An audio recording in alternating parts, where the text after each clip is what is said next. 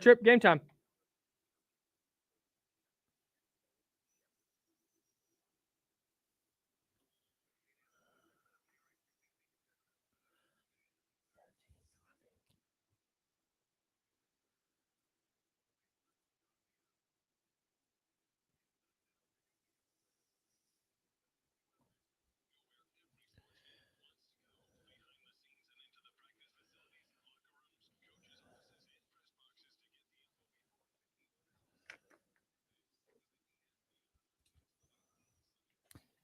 Oh, good morning.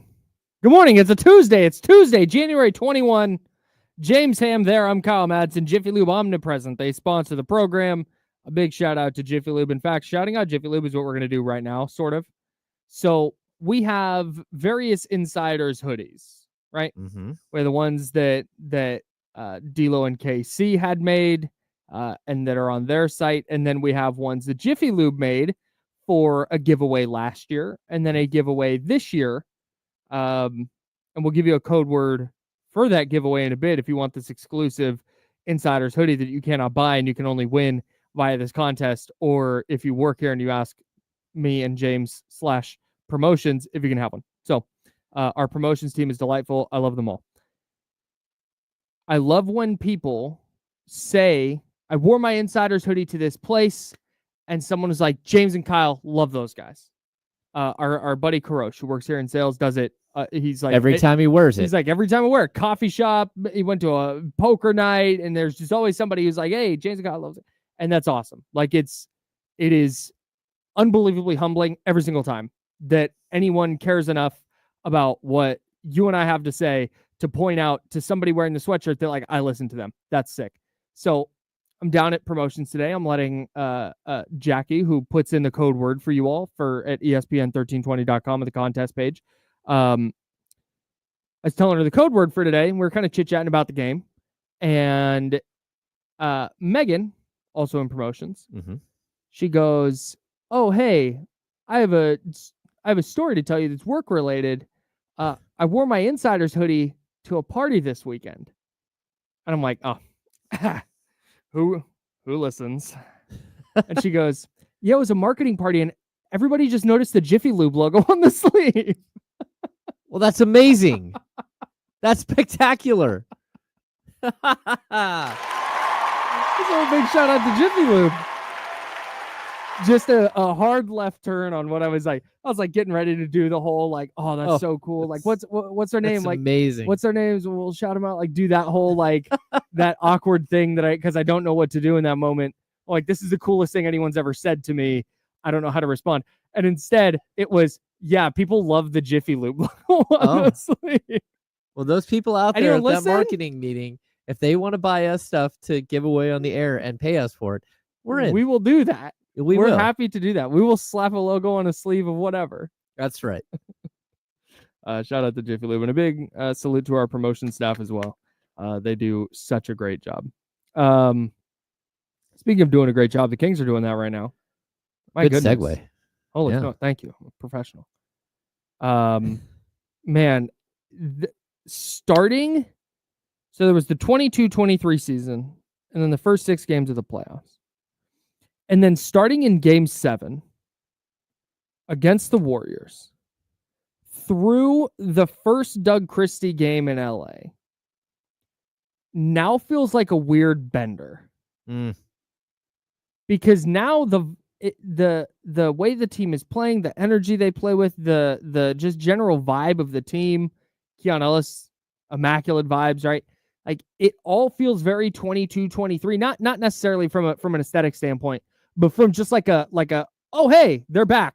They're back on this upward trajectory that they look to be on after 22-23. They're back there. And everything that happened from Game 7 until their last 11 games feels so foreign and different. And I can't wrap my brain around why.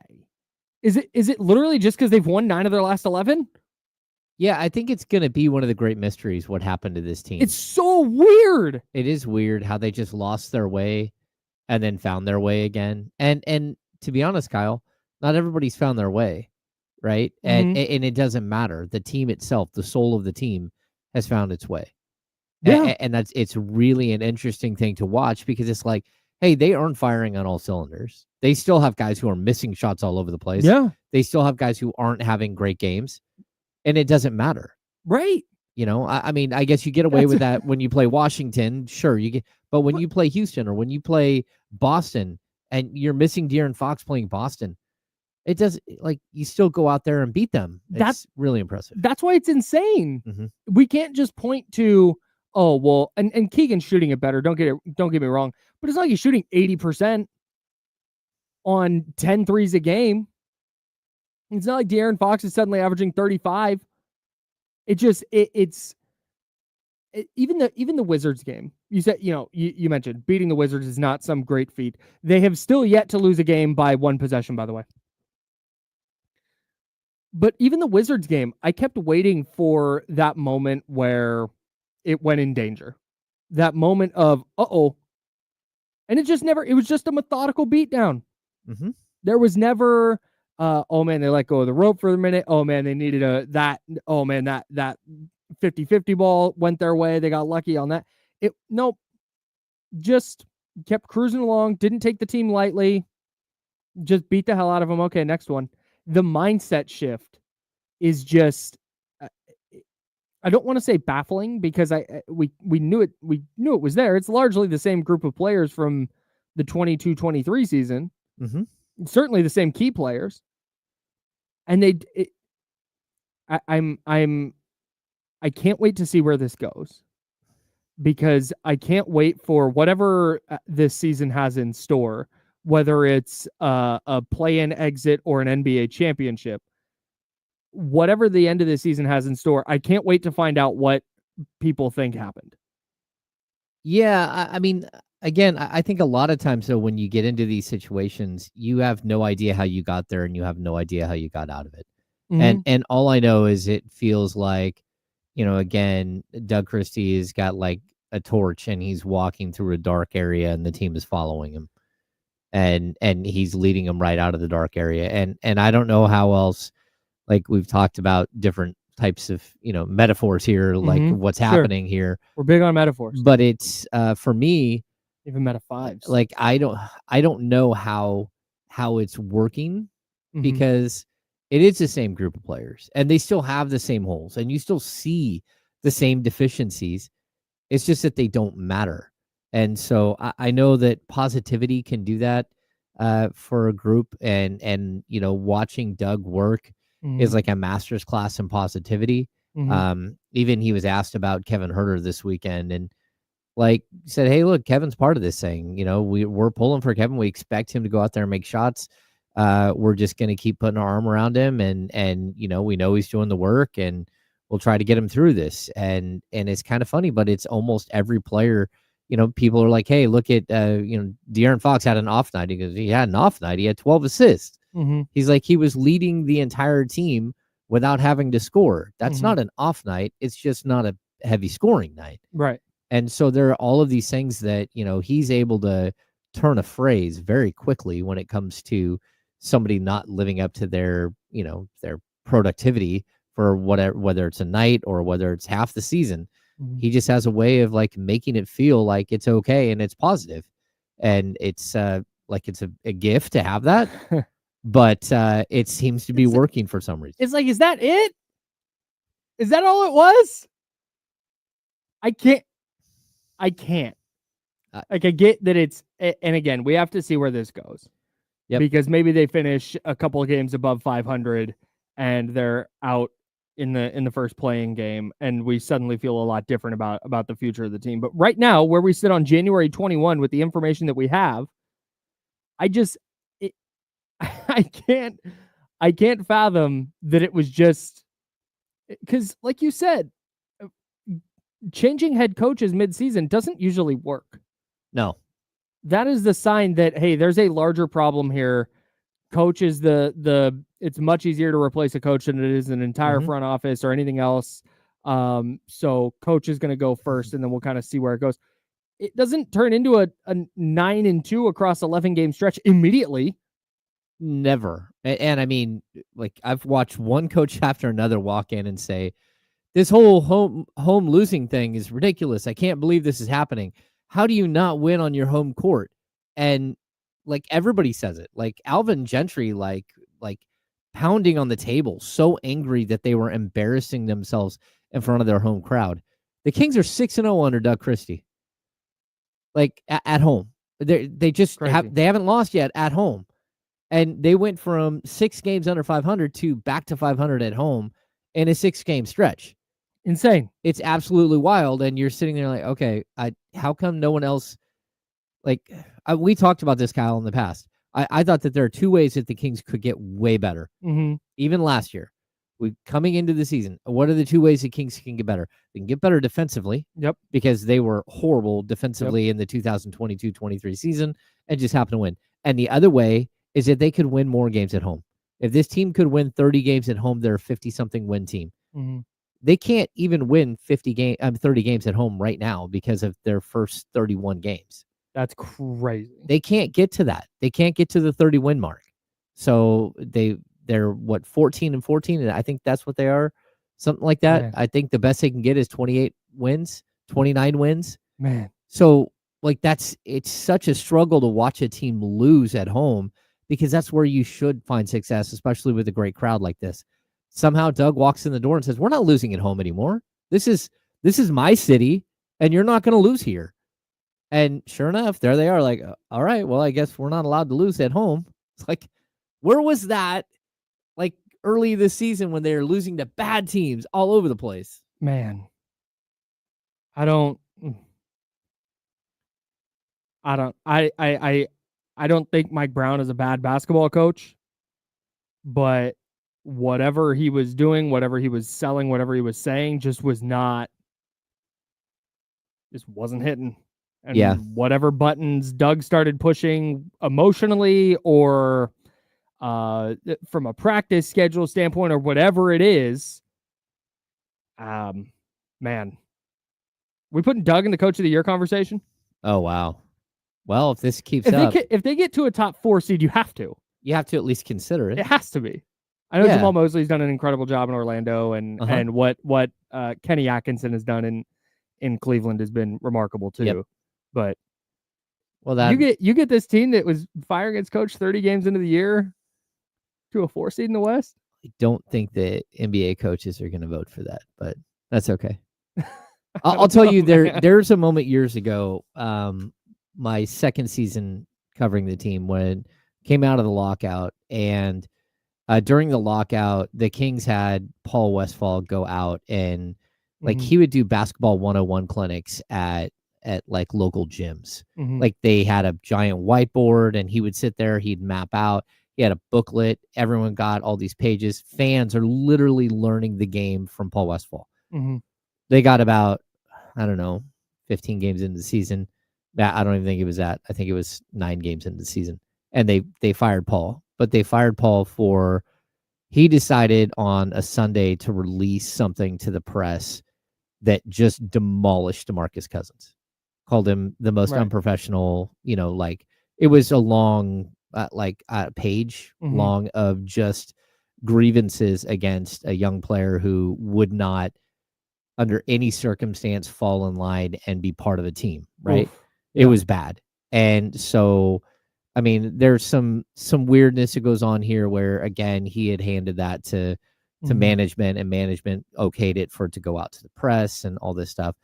And then when they fired him the next day, Jeff Petrie called it a philosophical vacation. And Jeff Petrie's a man who could spin it. He loved to talk, and in very tight settings where everyone's eyes were on him. And he loved to come up with interesting things like that. And I don't know that I've ever heard that again, but it sure does feel like this group of players went on a philosophical vacation for about a year. I'm calling it a philosophical bender. Yeah, there it is. That's what that was. Yeah. Because they're just it's like, okay, yeah, we're back. Wait. Oh, we're here. We're here now. We got to go to the roof. We got to see. Okay, yeah, we'll just start winning. We'll just start winning here? Yeah, we're back. We're back. It's wild. I've never seen anything like this. And every game, I'm not I'm not surprised that the Kings beat the hell out of the Wizards. We said it on it's Wizards stink. They're on the second night of a back-to-back. Like, go crush that team. And they just did. And I'm not shocked by that. What I'm shocked by is just the consistent night in, night out. Just, this is a different team. It's the same dudes. It's a different team. It's phenomenal. It's so much more fun to watch. This is such a more fun way to go about a basketball season than whatever that used to be. Well, I'll tell you, the team that they lost to, that they beat, they lost last year 109-102. And it's the same horrific Wizards team. The Wizards won 15 games last season. Yep. One of those games was against the Sacramento Kings. Your Detroit Pistons, they beat the Sacramento Kings last year. And again, that team was not good. That team was not good at all. The Charlotte Hornets last year, 111-104. The Charlotte Hornets won 21 games, and they beat the Sacramento Kings last year. So, like, look, we talk about, hey, they could have lost, or the Portland Trailblazers. Mm-hmm. How many games did they win last year? I do know that they beat the Sacramento 20? Kings. Yeah, something right around there. Let's see, last year 21-61. Man. You lost to a 15-win team, 2 21-win teams, and we haven't even got to the Detroit Pistons yet. You lost to those teams last year. So when you say, hey, we didn't expect them to lose to Washington, but then they did lose to Washington last year. They did lose to bad teams early this season. And so we can point to it and say, yeah, this is a sign of growth. It's a good thing that you were able to win a game that was it wasn't wire to wire, but it was close to wire, and it never felt in doubt at all. Not one time. Nope. Did I, that uneasy, like, this 15-point lead got down to 8 real quick. Oh yeah. Never once. Never. That's what I said about the Rockets game too. Never felt, even as their 9-point lead went to 2 in 90 seconds or whatever it was. Oh yeah. Like, even that, I was like, no, they got it. Like, I feel good about where they're at. Man, it's just, the Pistons won 14 games last season. Dang, they've already surpassed last season's win total by a You lot. lost to a 14, a 15, and 2 21-win teams. So 3 of those at home. Yeah. I think 3 of them were at the home. Pistons and the Hornets were definitely at home. Yeah, I'd have to look up the rest. Anyways. I think Washington could have been on the road late in the season. It was on the road. The Kings are now half a game back of Dallas for the number 7 seed. 2 back in the loss column from the Lakers for the number 6 seed. Unfortunately, because of the way that season series went, you're going to have to pass the Lakers in the standings because they have the tiebreaker. Mm-hmm. If the Kings win their next 3, which they very well can, you get a struggling Golden State team that is happy to be struggling. You have Denver the next night on the road, and then you have the Knicks. Well, that's going to be tough. It's a brutal stretch. But if you win the next 3, I'm not putting anything past them at this point. Okay. But they might also go 1 and 2. But if you win your next 3, you could be in the top 6 by Sunday. Huh. That's crazy. The fact that they're like a half game out of 7 right now is just wild. Ridiculous. And we were talking about this a little bit before. I kind of have this feeling that the West is not nearly as good as everyone thought. And I know injuries have played a part in that. Mm-hmm. But I also know that it's just not nearly as good. Like what we're seeing from the Western Conference is not what I expected. It's not like every single night is some knockdown, drag out battle between 2 Western Conference giants. Mm-hmm. No, it's a lot of bad basketball. Like this season specifically, I think we've seen a ton of marginal basketball being played around the league, let alone, in the Western Conference. And the fact that the Kings went 6 games under 500 and have already figured out a way to move back into the 6th spot, the 7th spot. It is wild. It's wild. Yeah. In the West, it's Oklahoma City 1. Oklahoma City is as good as we thought they would be. They're 35-7. That's it. Houston has made a leap. Yep. They're 28-14. Good team. Memphis 28-15, but banged up. But they've definitely taken a leap.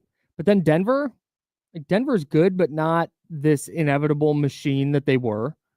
The Clippers are 24-18, but I'm not a team that on a nightly basis I go, man, is that a title contender? Yeah. No, they're probably just a playoff team. The Lakers not impressive. The Mavericks super banged up, worse than I expected them to be. Mm-hmm. The Timberwolves struggling to integrate Julius Randle like we thought they would. The Suns are just Went and got old. not good. Like that, Kevin Durant's awesome. Devin Booker struggling a little bit. Bradley Beal hates it there.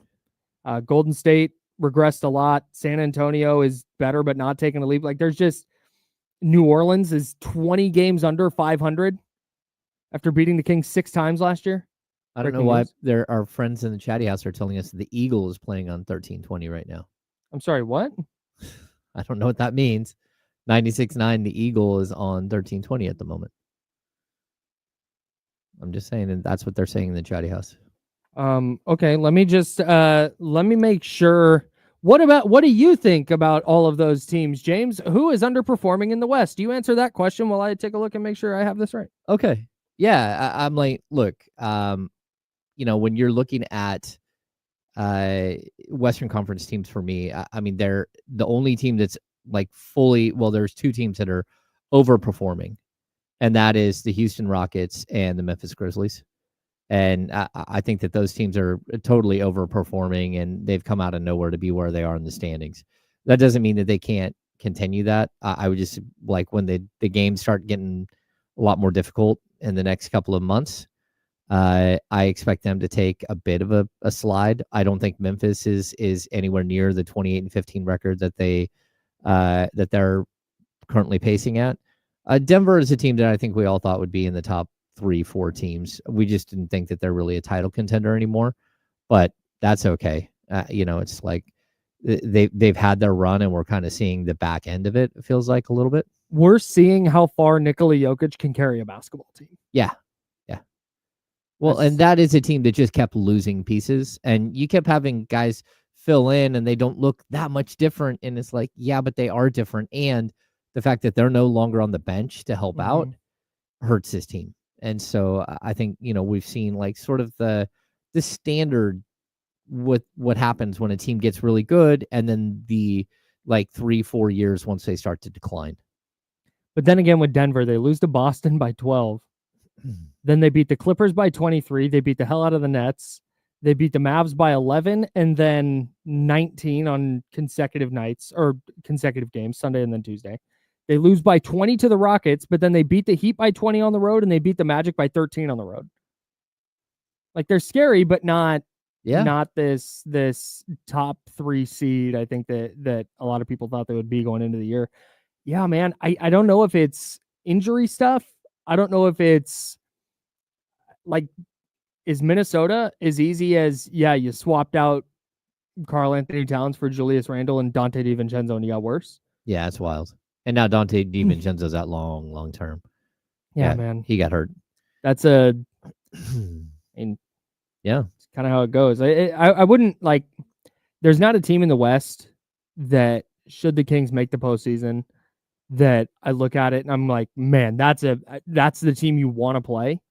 But there's also no team outside of Oklahoma City that I look at and go, that's not a team you want to smoke with.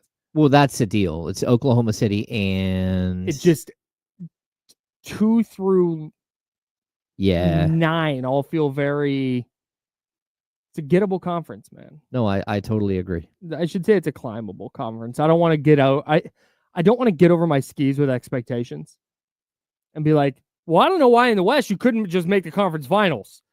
Sure, maybe. Yeah, but I mean, I don't want it to be like, if they get to the second round and lose, it's not a disappointment. That's yeah. So I'm trying to temper my expectations. It's very fun right now, but let's see what it looks like in March. No, I totally agree. The fact that they can climb right now, to me, is just, it's on the Western Conference. It's on the teams around them that just didn't put them away.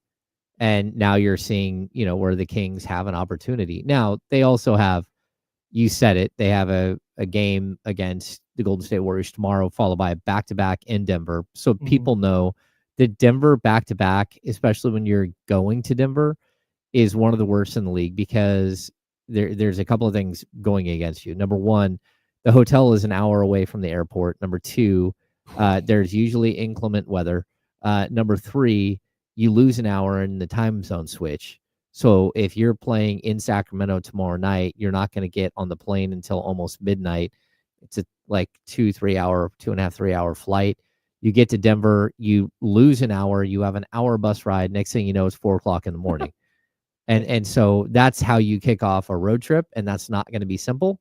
And then it does get tough. It's Denver. I mean, it's a Knicks after Denver, and you've got the Nets right after that, but they play hard. You got 76ers, but you don't know if Embiid's going to be back and what that team's going to look like. Like, it is a tough road trip, and so I don't want to. When you say get out over your skis, I totally agree, Kyle. Like, you've brought the Denver weather thing to my attention, and it distracted me. Sorry. Oh yeah. On Wednesday, it's a low of 12, and on Thursday, it's a low of 9. Good news though, no snow. Oh, no travel snow. should be okay. No, but you just have to drive in the snow. I mean, in the ice to get to your destination. An hour bus ride in icy weather. So that hour bus ride could take an hour and a half, 2 hours. Just saying, Kyle. Yeah. Golly. Well, that and you're playing at elevation. That's the other thing. Right, which also sucks. Yeah. Like Jill Adge says in the chat here, like you need to win tomorrow, and we'll talk about that game tomorrow. You get Golden State tomorrow. They're struggling, but then that back-to-back against Denver. Then you got to go to New York with just one day of rest to kick off that road trip. Like you said, that's tough. And if you get sloppy and you're looking ahead to Denver and you lose to Golden State, now you got a chance to lose 3 in a row. Now it gets ugly. But we'll keep talking about that. I'm optimistic about the direction the Kings are headed for the first time in a long time. I'm not optimistic about the 49ers defensive coordinator situation. Oh. This is turning into a mess. Before we dive back into the Kings, I want to talk about the Niners DC situation because it was looking a little sketchy, but okay, they're in a good spot. After some news that broke this weekend, I don't think they're in a good spot anymore. We'll tell you why next. He's James, I'm Kyle. We're hanging out with you till noon here on ESPN 1320 at Sacramento Sports Center.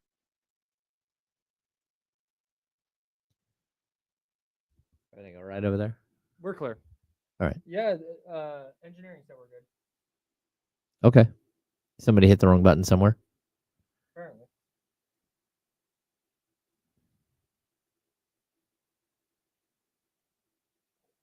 Yeah, see, Dog. What?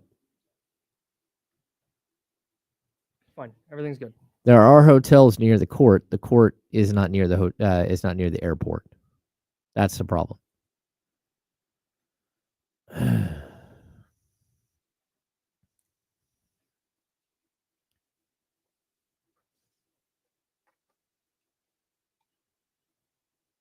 You know what, Zach?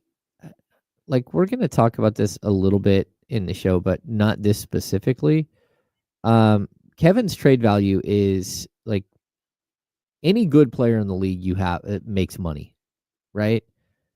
And so when you trade for a player like that, you have to take back something because they're always going to be like, like, again, the Zach LaVine thing. No one will trade for Zach LaVine because he's owed like $44 million this year and then a whole bunch more after that. But the bigger problem too for a lot of teams is that they would consider trading for Zach LaVine, but they have to get within like $8 million of his salary. So that means you're shoveling like $36 or $38 million out the door to go get a Zach LaVine. So my point is that Kevin Huerter's going to have value as a guy with 1 year left on his deal after this year, who's a serviceable player and needs a fresh start for sure. But his $18 million at next trade deadline is going to be worth gold again because it's an expiring contract. And if you want to go out and trade for something, you're going to need to use a player like that, a contract like that to acquire the player that you want. One of the problems the Kings have right now, which I was talking to Kyle about earlier, not only do they not have second round picks, but this is something that, like, I don't mean to beat up the front office about this specific trade, but the trade that sent Sasha and Davion to Toronto for Jalen McDaniels. Number one, you gave up 2 second round picks. If you would have known Sasha was going to opt out of his contract, you wouldn't have traded him. You would have just let him go, right? But they didn't, and then he goes and he opts out, so you look bad. So hindsight is 20/20 on that aspect of it, right? But the fact that you had to throw in 2 second-round picks just to clear up that $6 million, because let's be honest, Davion, you could have traded straight across for some other $4 or $5 million player, which is in fact what the Kings did in that deal. They traded for Jalen McDaniels, right? But then when you took Jalen McDaniels, so you lost 2 second-round picks there, but you took Jalen McDaniels, and instead of just sitting on Jalen McDaniels and, big deal, if he doesn't play, he doesn't play. Right? It just meant that you couldn't keep like an Orlando Robinson, or you wouldn't be able to sign a Doug McDermott at the end of the bench. If you would have just held on to him, not only would you have another second-round pick, but you'd also have a $4 million salary that you could then dump, that you could trade. And like the salary cap guys that are out there, if you look at the Kings and you add a $4 million salary spot right now, and you add that to Kevin Huerter's $17 million, you get up to $21 million really quick. That's enough to match for Cam Johnson. It's you throw in another $2 million player. Now you're at $23 million. You're only $3 million below John Collins. And so like there's a reason why the Kings did it, to get underneath the luxury tax, but you don't have to get underneath the luxury tax until the end of the season.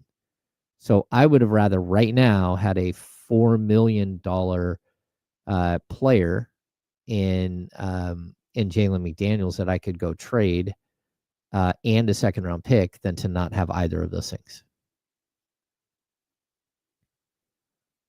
Now, the Kings did get a traded player exception, but TPEs can't be combined. So 20 seconds. So you can't throw that in on a contract, on a trade as a contract. Got me?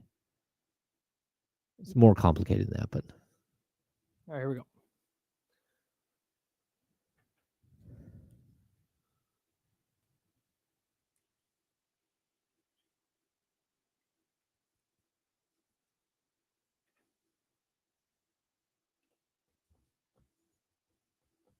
Now, back to the Insiders with James Ham and Kyle Madsen, brought to you by Jiffy Lube on ESPN 1320. I don't want to brag,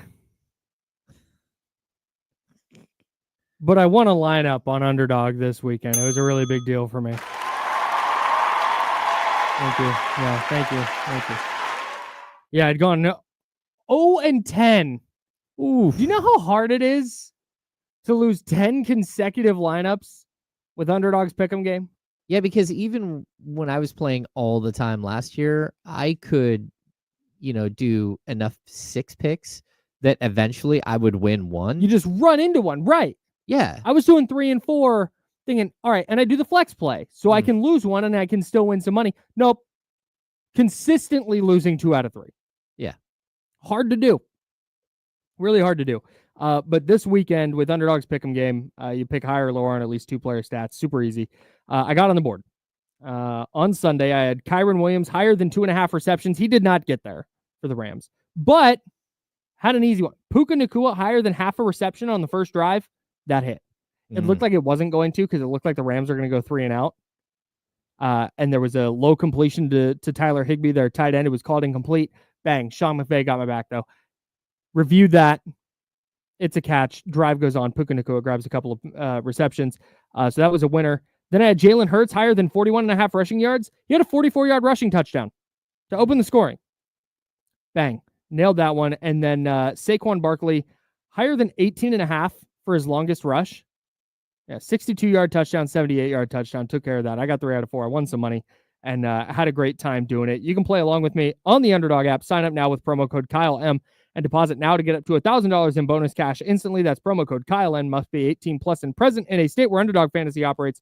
Terms apply. Concerned with your play, call 1-800-GAMBLER or visit www.ncpgambling.org. You know what I'm concerned with?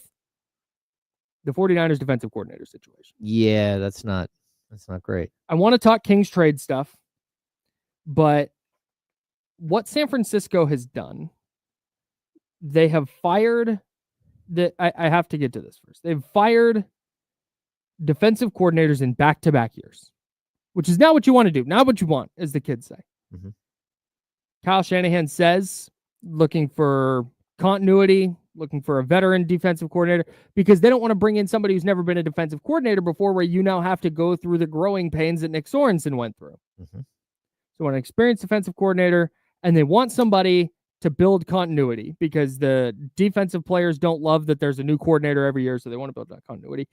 Robert Saleh went to the top of their list. And according, if you piece together different pieces of reporting and such, it went Robert Saleh, and then in some order, Jeff Ulbrich and Dennis Allen were their top 3 candidates. They also interviewed Deshae Townsend, the Detroit Lions defensive backs coach who's never been a DC, and they also interviewed Brandon Staley, their assistant head coach, who didn't get the job last year. Okay. Here's the problem. Jeff Ulbrich never interviewed with the 49ers. He's being hired by the Falcons. Dennis Allen never interviewed with the 49ers. He's being hired by the Bears, or he's the front runner to be hired by the Bears. And Ben Johnson, their new head coach. And then news came down yesterday that Robert Saleh is one of 3 coaches getting a second interview with the Jacksonville Jaguars. Ooh, I really want Robert Saleh. Yeah, the Niners do too. Yeah. And maybe, look, maybe they know. Maybe they have some great intel that says, hey, Bob Saleh's not getting that job. And maybe that's why they've not interviewed anybody else. Maybe that's why people haven't wanted to interview. I shouldn't say that's why. I don't know that people haven't wanted to interview. Maybe people haven't wanted to interview because they know, hey, you know what? That's Robert Saleh's gig. Yeah. Same deal with the offensive coordinator. Everybody knows Clay Kubiak's the offensive coordinator. The Niners just have to go through a interview process. They interviewed one guy so far. So maybe the Niners have this all on lock, and Saleh's going to be the DC, and everything's going to be fine. But if it's not, this process is horrific. They've settled on 3 dudes. 2 of them never interviewed. They're gone. And the guy at the top of the list might get a head coaching job that would prevent him from joining you in San Francisco, leaving you with a guy who's never been a defensive coordinator before and a guy you didn't want to hire last year who has 1 year as a defensive coordinator, and that's Brandon Staley. This could be a mess, bro. I wonder, like, once all the dust settles here, because there are coaches that are still in the running for jobs right now because they're still in the playoffs and all that stuff, right? I think the process here sped up because the Lions got bounced, and all of a sudden their coordinators are available today as opposed to 2-3 weeks from now, right? So it does feel like all of a sudden things have gone crazy. But once the dust settles, I'm sure that there's going to be some options. But that's not what you really want to be, the place you want to be. If you're a great team or a team that believes that you can be great again, you need high-level coordinators. You can't dabble with guys that may or may not work out. That's just not the way it should go. And if I'm Robert Saleh, like, the Jags job isn't a horrible job by NFL standards, but it's not a good job. Sure. And if I'm him, I would rather rebuild my value one more time with the 49ers. Get them back on the right path. You know that, like a couple of tweaks here and there, and that team all of a sudden is winning 11 games again. Sure. And you can be part of the reason why they won all those games. And the next season, go back into the field where there's a better job that's available that you're not just going to get fired in 2 or 3 years. Yeah, that's what's kind of interesting is you mentioned the Jags job being a kind of good job. And I think I agree because I believe in Trevor Lawrence. I think Trevor Lawrence is a at the very least good quarterback. So you have that situation set. You know you have a quarterback who's been paid, but you have to work with Trent Baalke. And you have to deal with whatever shenanigans are going on in that front office because now apparently Trent Baalke is reporting to somebody else. I guess I'm with you because for Robert Saleh, who didn't have a good record with the Jets. He had 20-36. Is that what it was? It wasn't great. No. So this was your next head coaching opportunity is probably your last chance. And you want to take it. Like, that's why these guys coach. Like, you want to run a team that is, and if he gets that opportunity, he will be getting paid handsomely and he'll get to be the head coach. But on the other hand, do you really want to go be the head coach for a Trent Baalke team where you might win 12 games in 2 years and get fired and maybe that's it? That's your last crack? That's tough. It's really tough. But frankly, that that matters less to me than the 49ers could be left sitting here with Robert Saleh getting the Jags job, and they don't have any ideas about what they're going to do at coordinator. A very important spot, mind you, because our defense was ass this year. Yeah, you're too good of a team to be in that situation. It's too so good of a silly. franchise to be in that situation. If the Dallas Cowboys were doing this, if this was Jerry Jones and the Dallas Cowboys setting their sights on one guy who might get a job that disqualifies him from being your DC or just puts him out of the running, just flat out. Mhm. Like he's going to be a head coach or a defensive coordinator. If this was the Dallas Cowboys and Jerry Jones, we'd be like, what an idiot. Why are you doing this? Why are you not stacking up interviews so you're ready to go where Saleh gets that job? Okay, you have your short list behind him. Mhm. I don't understand, especially given how last year went, especially given that last year they had to fall back on Nick Sorensen, the internal candidate, and it was a disaster. I don't know how you're doing this 2 years in a row. So it's such bad process. Who's at fault here? Because I see people blaming Lynch and I see people blaming Kyle Shanahan in the chat. And to me, I mean, I'm used to the NBA where NBA head coaches get to handpick their entire staff. They're like, if even the Doug Christie situation here in Sacramento, when Mike got the job, they went to Mike and said, Mike, would you allow Doug to remain on the staff from the previous staff? And Mike said, yes. He said, okay, that's fine. I'll do it. That doesn't happen everywhere. And also there, like, it can get contentious where a coach can say, yeah, I'm not going to hire your guy, or no, I'm not going to fire that coach because you want to shake things up. There's all of these things that happen. And, you know, there's even a previous time years ago when Doug Christie was almost hired onto the staff under George Karl, and George Karl said no. They didn't have a good relationship previously, and George was told he had to let go of one of his staff members, and he did, and Vance Wahlberg. And then they wanted to fill that void with another coach, and George Karl said, it's written in my contract that I get to choose my own assistants. I say no, and that's the end of the story. Yeah, you know, and so it's a awkward situation. I believe that it's Kyle Shanahan's decision. Yeah, if Kyle Shanahan wanted to hire me, if Kyle Shanahan said, you know what, I was listening to 1320 the other day, and that Kyle Madsen had some good ideas, I'm going to bring him in. They'd put the kibosh on that. Plus, they switched over to 96.9 for a little bit, and I got to hit my 70s jams. You got to rock out with Justin. Case That's was awesome. right. It was right. So bring in Kyle. He brings the vibes and 96.9 with him. If he was doing something like that, I think Lynch in the front office and ownership would step in and be like, no, no. But if it's an NFL coach, I don't think if Kyle Shanahan just went to Shea Townsend's the guy, I don't think anybody's stepping in and telling him no on that. No, I mean, that's where you need to have people around you that are willing to say the right things, that aren't yes men, that are like, okay, if he's the guy, why is he the guy? I need you to like list why you think he's the guy, and then let's walk through this. And maybe, and like I said, maybe because again, I'm viewing this from very much the outside looking in. Maybe the Niners know and Saleh knows that he is not getting the Jags job. Okay, like maybe he just. That's not the cards for him, and that's why the Niners are operating this way. But man, if he gets that job, it's going to be, because even guys like Lou Anarumo, Bengals defensive coordinator, who was so good for so many years, got fired. He got hired away yesterday to the Colts.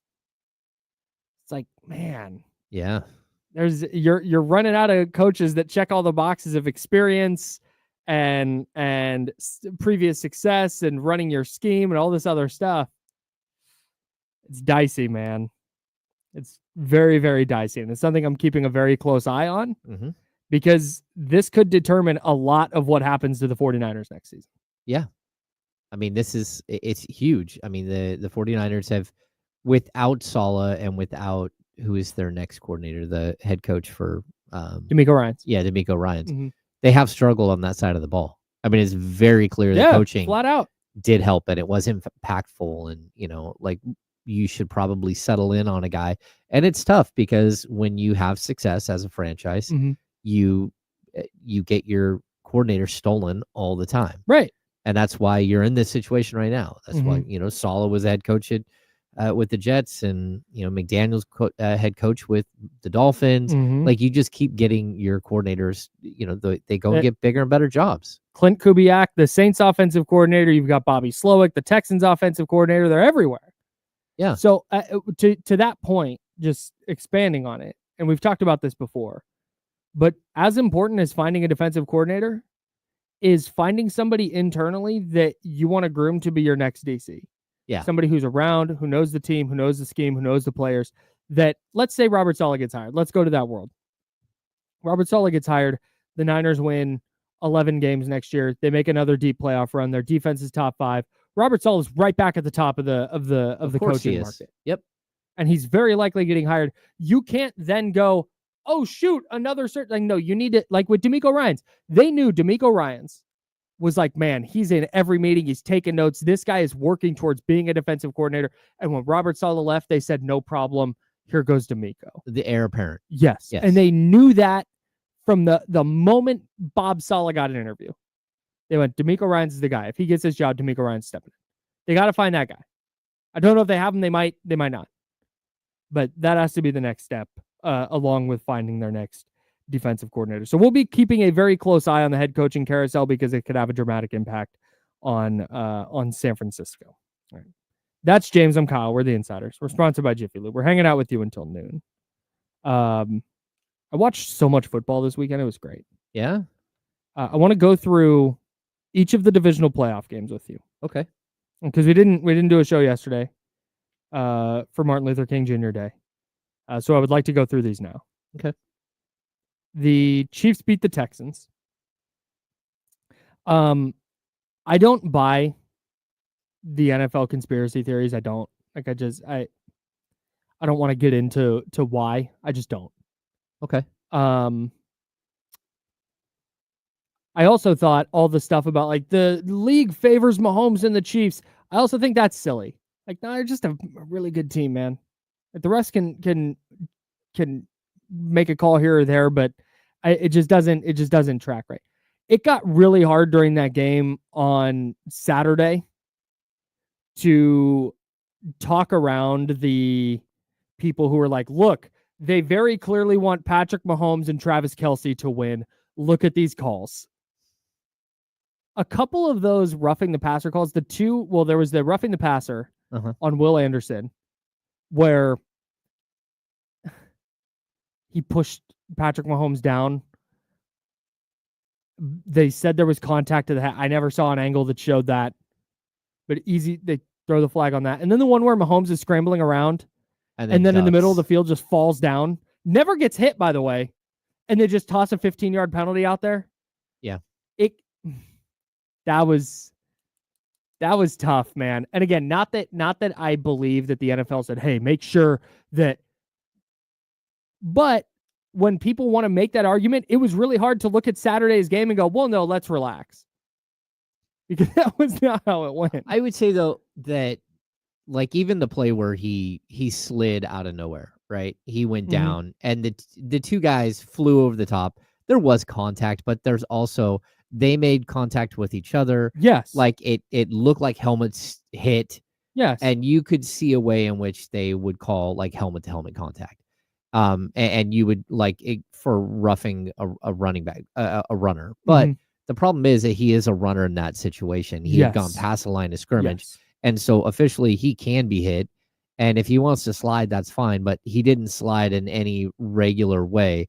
Exactly. But still, if you look at the play, like in the moment as it's happening, like super bang, bang, you could see how it looked like they hit helmets. I totally. And I agree with that. But then you go watch some of the other things that happened around the league. Quarterbacks getting pushed out of bounds, quarterbacks getting dragged down by a horse collar, hip drop tackles, and nothing. Yeah. And when you start piecing all those together and you see all these crazy Instagram reels or whatever about like, look at all these calls they didn't make and look at all these two. Yeah. Again, I don't buy into it. If I had to bet money that the league called down and said, hey, make sure Patrick Mahomes win, I'd bet against it. But I'm just saying, I'm not going to argue with those people this weekend or after this weekend. Yeah. I did not. I thought that was ridiculous. But also, Houston had a 4th down early in the 4th quarter where they had it on Kansas City's 40 and they had a 4th and 10. And they had no idea what they were doing. It's like you've got guys lined up in the wrong spot and they're moving around. Play clock's ticking down. Call a timeout. If you're going to go for it on 4th and 10 from the opponent's 40, which I don't hate, you were down a touchdown at that point. And man, hey, if we punt it back, they might mow down and score and this game's over. They could take 8 minutes off the clock and then it's super over. Okay, all right. I don't hate the logic here. But it was a meltdown from Houston that I think is derived from, and this is where I think a lot of the Chiefs winning comes from, is the Chiefs are really good. A.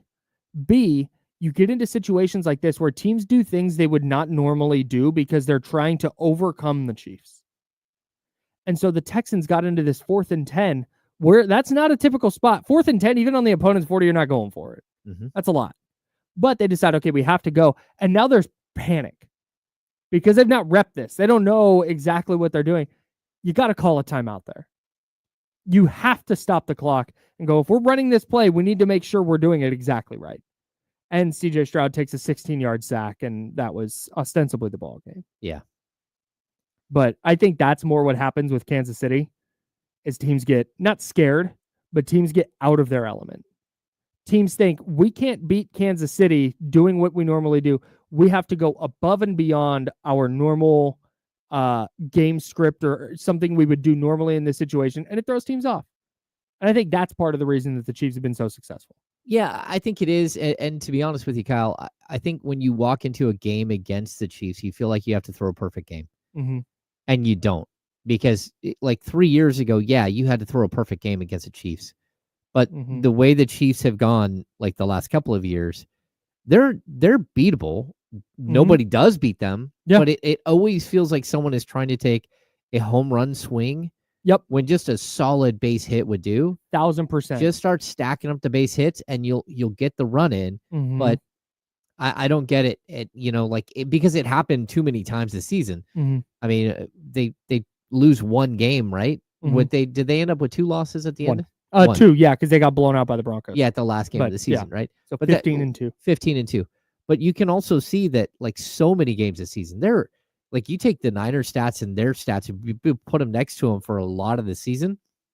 The Niners losing by barely anything and the Chiefs winning by barely anything. Like it could have swapped easily and the Niners could have been a very good team marching. I don't know if they would have had any, if they would have been able to build something at all, but the little tiny losses. Sure. But with the Chiefs, it was like, oh, you're going to lose this game. Nope. You blocked a field goal. Right. Or, oh, they missed a field goal. Or you got a last second turnover and then boom, you hit some crazy play. Even there's a game where Mahomes threw a fourth quarter pick. And you're like, oh, well, they're going to lose this game. Right. He's not playing that well. Everybody swings for the fences against him. Just like, you don't need to do that. Just be solid. Yeah. Good team, man. Hard to beat. I want to jump to Rams Eagles real quick. Body bag game. That was a damn football game, bro. Yeah. That was so much fun to watch. One of those games that in my brain, Philly was winning by multiple scores. And then you look up and the Rams have the ball down 6 with a chance to win in the red zone. Oh my God. That would have been pretty remarkable. But Philadelphia has somehow gotten around the fact that Jalen Hurts is not that good of a quarterback. Yeah, their passing game is ugly, dude. Yeah. But it doesn't matter. They have so many high quality players, and Jalen Hurts is just good enough, and he's such a good playmaker with his legs that it doesn't matter. The Eagles are good, and they're probably going to go back to the Super Bowl. Yeah. That was crazy. We got to see the injury stuff, though. If Jalen Hurts is really messed up with his knee, or he's even a little bit immobile. Who's back up there? Kenny Pickett. Oh. Ew. Or Tanner McKee. Ooh. Kenny Pickett going to Nick Foles this thing? That would be insane. Wild. That's what I'm not here for. I don't need that. I don't need a Kenny Pickett Super Bowl run. No. Not even in the slightest. Saquon Barkley's sick, though, man.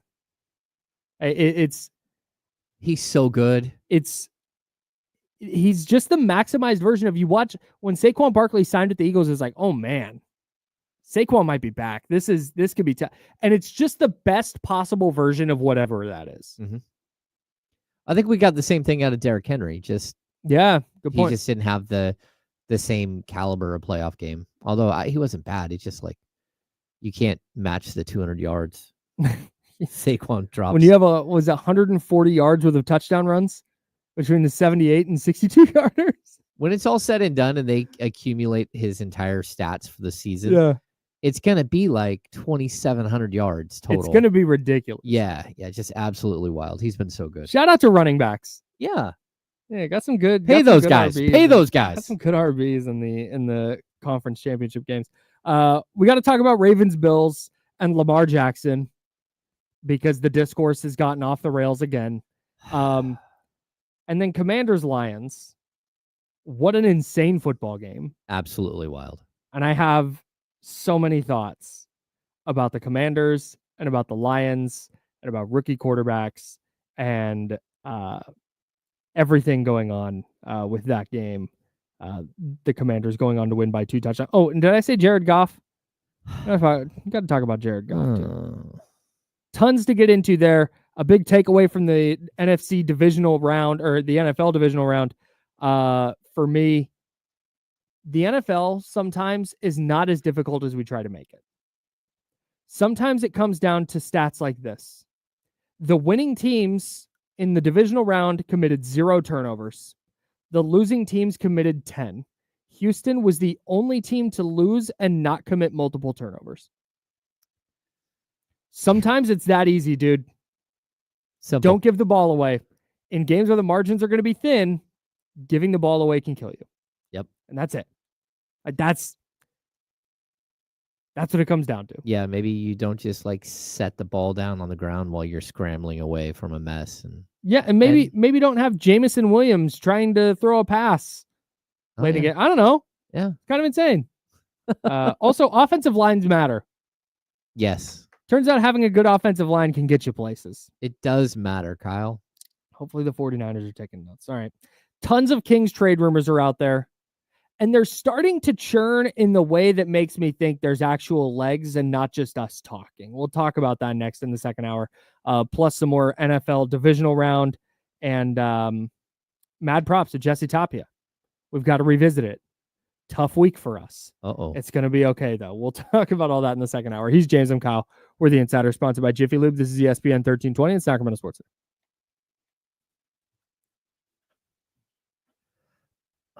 We are clear. How was your coffee cold? Because I can't plug in because I can't have my coffee cup up on his pad. Bro, grab that and move it to where you can plug it in. Yeah, I might go warm it up real quick. How do we not? We were in a radio studio. How do we not have an extension cord? Yeah, a better place to plug that in. I'll be right back. All right. Ooh, coffee. Get your coffee.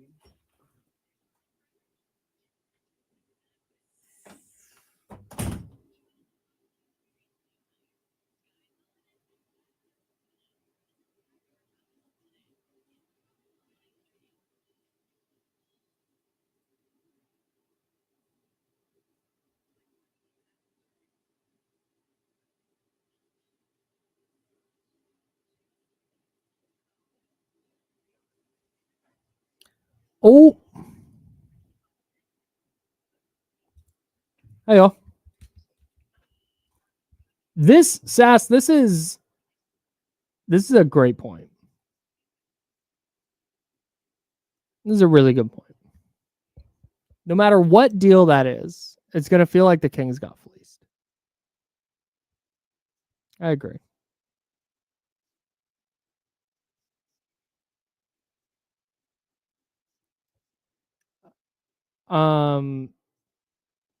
Everything has to be over off to the side. It can't be near anything electrical.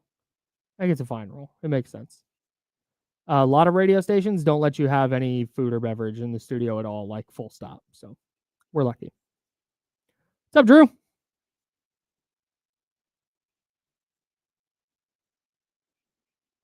I have not done this because I'm not paying out of pocket to go travel to a game when everything I need to do I can do from home.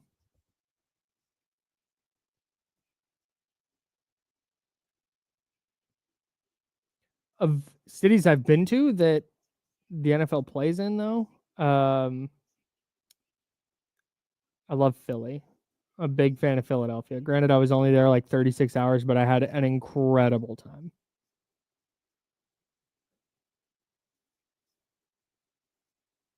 Yeah, I don't know. This is so hard because so much of it is like, but his like, well, his face. So I don't think he's necessarily disengaged. I just think that's his kind of general demeanor.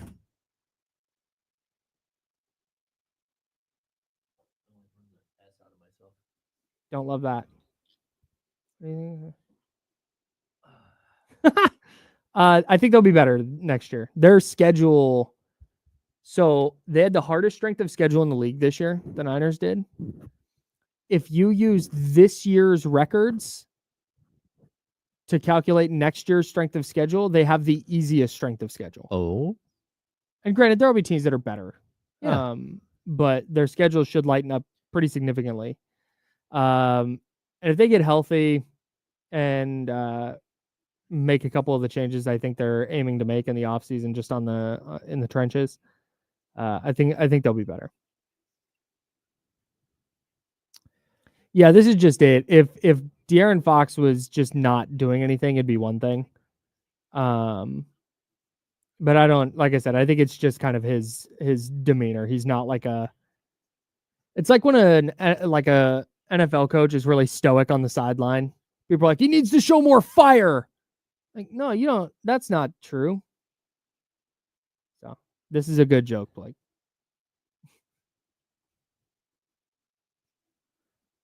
People were asking earlier, the Kings have a $4.7 million trade exception for Jalen McDaniels. They have a $5.9 million for Chris Duarte. They have a $547,000 trade exception for Davion Mitchell, and a $6.3 million trade exception for Sasha. You can't combine them. You can't add them to another player's salary, but you can use them in weird ways hidden within a trade. So a multiplayer trade is a series of smaller trades, so people know.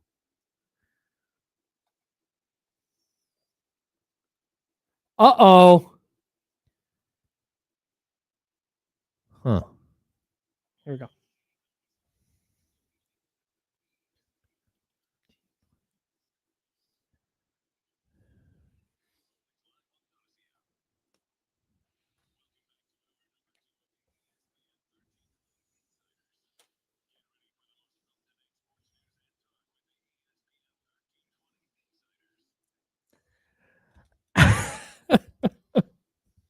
Hour number 2, that's James Ham. I'm Kyle Madsen. We're rocking with you until noon. Then we'll hand it off to D'Lo and KC, and they'll take you up to 4 o'clock right here on ESPN 1320, Sacramento's sports leader. Speaking of D'Lo and KC, Jesse Tapia, the producer of that program, is going to be joining us in about 40 minutes to go back over Mad Props. It's a fun game we play every Friday, and we'll have the results of that game. And I also wrote down our picks from the weekend in the NFL. Oh. Yeah, not great. No. Yeah, really tough for us. Yeah. There was a push in the Rams-Eagles game. Oh. And that saved it from a real bloodbath. Okay. I know if Fairbairn would have hit the field goal, then it would have been the yeah, so Texans. here's what okay, so I want to get to Kings trade stuff, but real quick, since we're on that topic. I guess the line closed at a lot of places at like 9.5. Okay. It was 8.5. 8.5 when we looked and played our game. But I guess it closed at 9.5. So the intentional safety that the Chiefs took cut the lead from 11 down to 9. So if you had the Chiefs minus 9.5, you went from he missed the field goal, I'm gonna win, to oh my God, I lost. Oh. all-time bad beat. An all-timer. Yeah, that's a bad one. That was brutal. Anyways, let's talk about the Kings. Yeah. A nice little win over the Wizards over the weekend. They've won 9 of 11 under Doug Christie. Now we can really do the trade thing. Because before, it was, well, all offseason, it was they need size, athleticism, this and that. Then they struggled to start the year, and it was, well, do you even want to make a trade? Yeah. With this, do you want to give up assets to just maybe get to a 500? But now they're a couple games over 500, and we're seeing Cam Johnson in trade rumors still. Mm-hmm. John Collins' name has come up a lot recently. Where do things stand? Well, let's start with one. Where are things with Cam Johnson right now that you know? Okay, so or that you think? I continue to hear from sources that like that deal could be had. It's just the Kings have to give up a better draft pick. That the Nets are not going to take 2 years of Kevin Huerter or a year and a half of Kevin Huerter and a bad draft pick for Cam Johnson. Sure. And that you'd have to figure out the rest of the financials, like, which aren't that difficult. Like if the Kings want to remain a tax-paying team, a non-tax-paying team, then Trey Lyles could go in the deal. If not, again, the Kings have, multiple minimum scale contracts that they could throw in, whether it's Doug McDermott or Jordan McLaughlin or Colby Jones or Alex Len, to make money work with a trade. And so like you can pull off that trade without including Trey Lyles. Sure. But you're going to have to give up at least, well, I believe the Nets want an unprotected first round pick, and the Kings are balking at that. They want a lottery protected pick from what I've heard. And there should be some ground there somewhere, maybe a top 3 protected pick in year 1. So that would be like kind of where like the Kings and the Nets have to come to some sort of agreement. There are other teams that are interested in Cam Johnson, so you easily could miss out on him if this is the way it goes. But I think that there's also a door open where, we saw Evan Sittery put out a tweet this weekend that the Kings have a plan A and a plan B, and plan A is Cam Johnson, and plan B is to switch to John Collins. Okay. So I spent an obscene amount of time this weekend mulling over both players and looking at all the stats and looking at defensive stats and all of the numbers. And that email drop from Kings Beat was a long one. It was long. Yeah. So when I decided dive into something like that, usually I do go really long form and try to give you multiple angles. Sure. Can I, real quick, I want you to continue, but typically what happens is when I get an email from the Kings Beat, I just, when I can, I'll stop and I'll skim it if it's something that I know that we already talked about, or I'll at least give it. That one I started to skim it was like, oh, all right. Walked over to the couch and sat down and all right, buckling in for this one. And you just barely got through part of the Cam Johnson. Yeah. Right up. Correct. Yeah. Yeah. So when you're comparing two players, I think it's really interesting. John Collins was drafted in 2017. Right, he's part of the incredible 2017 draft class, which includes De'Aaron Fox #5, but Jason Tatum at number 3, I believe. 2. No, Lonzo's 2. I thought Tatum was 3. I believe Tatum's 3. What's his name? Josh Jackson. Josh Jackson was 4. Josh Jackson's 4. 4, got it. So it goes Markelle Fultz and then Lonzo Ball, then Jason Tatum, and the Kings had moved in that draft. They were the number 8 seed pre-lottery. They moved to number 3, but because of a pick swap, dropped to number 5. And so there's all kinds of crazy stuff that happens in that draft. But then the Kings took the 10th pick in the draft, which ends up being your favorite player, Zach Collins. And instead of just drafting a number 10, they traded it for 15 and 20. So this is crazy. Smart move to not have Zach Collins in your uniform. Well, not Great really. Great work by the Kings. That's true. But the 11th pick is Malik Monk. The 13th got him pick. Anyway. The 13th pick is Donovan Mitchell. The 14th pick is Bam Adebayo. Nah, trash. And then the Kings draft all these awesome players. At number 15, where they take Justin Jackson.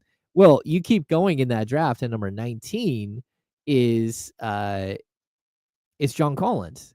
Mm-hmm. And number 20 is where the Kings select Harry Giles. Number 22 is OG Anunoby. But number 27, I believe, is Kyle Kuzma. And so Kyle Kuzma had come in for a draft workout out of the University of Utah State, right? Is it Utah or Utah State? Go on. I think it's I'll Utah. I think you're right. I think it's Nemias who went to Utah State. Anyway, he comes confirmed Utah. And just his head coach, just so everyone knows, his head coach at the time was Larry Krystowiak, which is like a power forward in the late 80s and early 90s for like the Bulls and a couple other teams. Yeah, totally. Like Larry Krystowiak, well, he goes on to become a minor league head coach with all of the guys at on Dave Yeager's staff and Dave Yeager. So Dave Yeager and most of his staff guys had worked their way through the minor leagues to get to the NBA. And that's not the G League. We're talking like podunk, small town, real crazy stuff where you traded players for a steak dinner. Yeah. Like Dave Yeager and I believe Dwayne Tickner had pulled off a trade for a steak dinner one time. That's so good. So anyway, they had all worked together. They all knew Larry Krystowiak. Krystowiak calls and says, "Hey, my kid is amazing. You need to bring him in." So Kuzma comes in, just demolishes Justin Jackson and the rest of the players. And they're like, "Oh, we got to get this kid." And then they pass on him, not once with the 5th pick, not twice with the 15th, not 3 times with the 20th pick. Like they just kept passing on him. And then he goes on to be a good player. John Collins, again, goes number 19 in that draft. So my point is that John Collins goes number 19 in 2017 draft, right? Mm-hmm. 2 years later, Cam Johnson gets selected like in the 20s by the, I think he's 21, 22, by the Phoenix Suns. Cam Johnson's drafted 2 years later and is 2 years older than insane. John Collins. He was 11th, drafted by the Timberwolves. Okay, and then traded. Yeah. So but Cam still, Johnson, that's insane. He is almost 29. Yes. And was drafted 2 years after John Collins. And John Collins is 27 in like 100 days. Yeah, he's like him and De'Aaron Fox and Malik Monk, they're all the same age, right? They're all the same draft. Cam Johnson is selected 2 years later and is 2 years older. Oh, that's funny. It's totally bizarre. So anyway, you could make an argument a couple of ways. You could say that John Collins has more overall like games played, but more mileage on the car, and that Cam Johnson came in the league later, so younger body. Mm-hmm. But both of them miss games. Cam Johnson misses a lot more than John Collins, and even right now, everything I've heard about John Collins' injury, his hip injury, is it has more to do with the standings than it does a hip injury, and he's not super happy with the fact that he's not playing. But he's not playing because the team he plays for does not have any interest in winning basketball games. That sucks, dude. Can you imagine? You've worked your whole life. You have the amount of work that goes into being an NBA player from the time you were like 12 years old is just insane. Austin Rivers tells a story all the time about how he roomed with Brandon Knight on their AAU team. And Brandon Knight at like 14 years old was up at 5 a.m. doing push-ups and dribbling drills in the hotel room. Yeah. Just like the amount of work, and Brandon and I might be a little different, but the amount of work it takes is insane. To get to this point, you have achieved your dream. You're an NBA player. You're John freaking Collins. You've made a ton of money. You were a first-round pick. And now the Jazz are just like, you don't get to play because we want to lose on purpose. Yeah. That sucks. Well, I mean, and for John Collins, again. Free John Collins. He's averaging 18 points. He's averaging 8.3 rebounds, 2.5 assists. He's averaging 1.1 steals. He's averaging 0.9 blocks per game. He's shooting 43.8% from 3, 52.5% overall. John Collins is having the season that he had as like a 22, 23-year-old, where everybody in the NBA thought he was going to be a long-term NBA All-Star. Yep. He's having that season all over again, except for he's played in one of the last 13 games or 14. And so now you're like once again wondering, okay, is he injured or is there a reason? And realistically, everything I hear is there's not really a reason.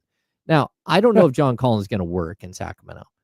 Sure, that's something that always comes up, right? Is the role for him with the Jazz is like, you're it, dude.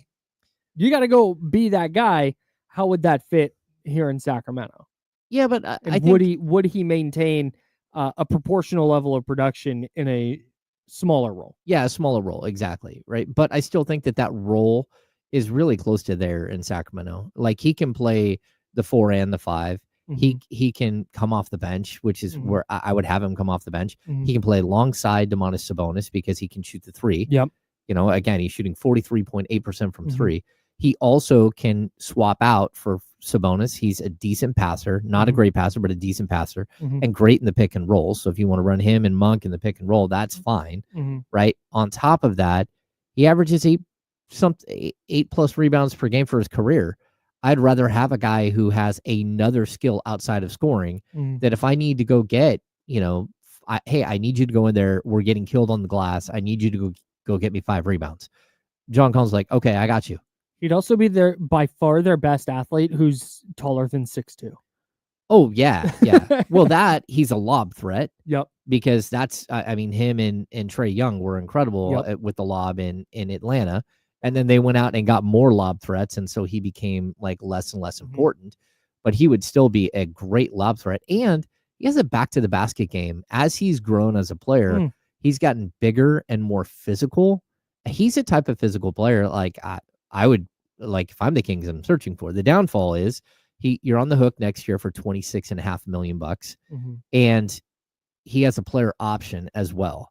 So he can walk away from that. So it's kind of like when the Kings traded for Harrison Barnes the first time he signed a contract. So when he got to the end of that summer, he opted out and the Kings signed him to a long-term deal, right?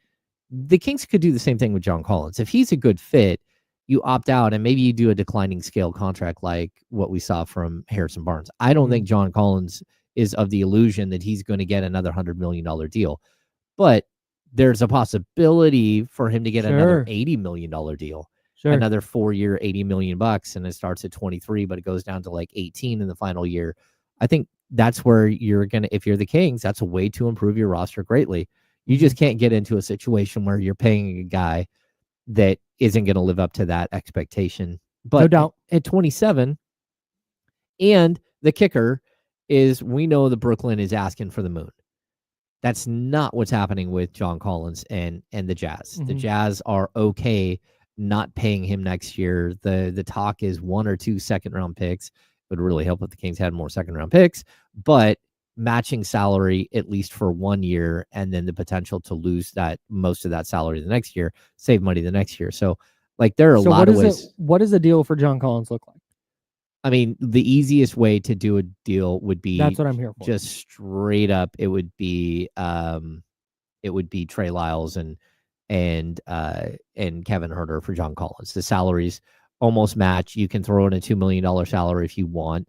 You can throw in a Colby Jones or someone just to match, fully match the salary. But he makes 26.5. You're looking at, the salary of Huerter and Lyles is right at $25 million. So that would work, right? But that also takes another chip off the board. So you wouldn't have the ability to go do anything else. And you would need John Collins to be able to play backup center, like Trey Lyles does. And so that's one like sort of issue. He's definitely he's a better version of Trey Lyles. So you'd improve from in that respect.